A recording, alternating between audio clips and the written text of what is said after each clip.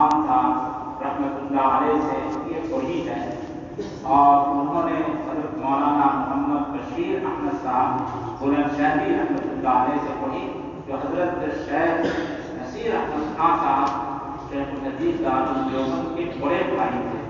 اور وہی مربی تھے اور انہوں نے پڑھا تو اصل میں ہے بلاؤٹی میں حضرت مولانا محی الدین صاحب سے، لیکن ان کو اجازت غالباً حاصل تھی حضرت علامہ کشمیری رحمۃ اللہ علیہ سے، بلکہ ایک جگہ تو حضرت شیخ الاسلام کا نام بھی لکھا ہوا ہے کہ انہوں نے روایت کی ہے حضرت شیخ الاسلام سے اور علامہ کشمیری رحمۃ اللہ علیہ سے۔ اسی طرح سے جب آگے چلیں گے حضرت شیخ الہند رحمۃ اللہ علیہ اور پھر اس کے بعد حضرت نانوتوی رحمۃ اللہ علیہ اور حضرت نانوتوی کے بعد حضرت عبد الغنی مجددی رحمۃ اللہ علیہ، تو اب حضرت عبد الغنی مجددی رحمۃ اللہ علیہ نے ساری تعلیم حاصل کی ہے اپنے والد صاحب سے ابو سعید رحمۃ اللہ علیہ، اور ان کو اجازت ہے حضرت شاہ اسحاق رحمۃ اللہ علیہ سے۔ اس لیے دارالعلوم دیوبند میں جو سند بیان کی جاتی ہے شاہ وہ عبد الغنی حضرت عبد الغنی مجددی رحمۃ اللہ علیہ کے بعد شاہ اسحاق رحمۃ اللہ علیہ کو کیا جاتا ہے، لیکن ایک کتاب ہے الجامع الدینی جس میں شیخ مجددی رحمۃ اللہ علیہ کی پوری سند کو ذکر کیا گیا، مکمل اسانید کو اس میں ذکر کیا گیا ہے۔ وہ کتاب چھپی ہوئی ہے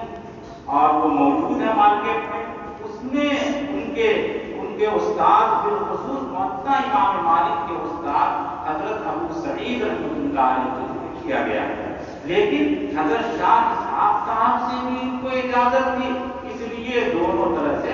ان کو یہ اجازت ہو جائے گی، دونوں استاد گویا کے ہو جائیں گے، والد صاحب کے ہو جائیں گے اور شاہ اسحاق رحمۃ اللہ علیہ سے ہو جائیں گے، پھر شاہ رحمۃ اللہ علیہ پھر شاہ رحمۃ اللہ علیہ پھر اخیر تک ہے۔ تو مجھے جو یہ سند حاصل ہے حضرت قاری صاحب رحمۃ اللہ علیہ سے، وہ تو میں نے ان سے پڑھا تو ہے شروع والا حصہ، لیکن انہوں نے اجازت مکمل کتاب دی، تو آپ نے پڑھا ہے یہ آخری والا حصہ۔ میں بھی اپنی طرف سے آپ سبھی حضرات کو اجازت دیتا ہوں کہ آپ دارالعلوم دیوبند کے مسلک اور مشرق پر رہتے ہوئے آپ اس کتاب کی روایت کر سکتے ہیں، دارالعلوم دیوبند کے مسلک اور مشرق کو باقی رکھیں۔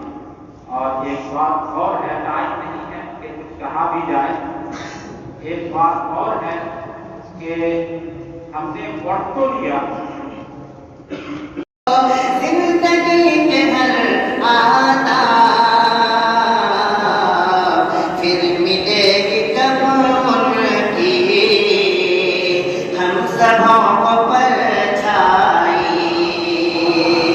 اشک باد میں آنکھیں،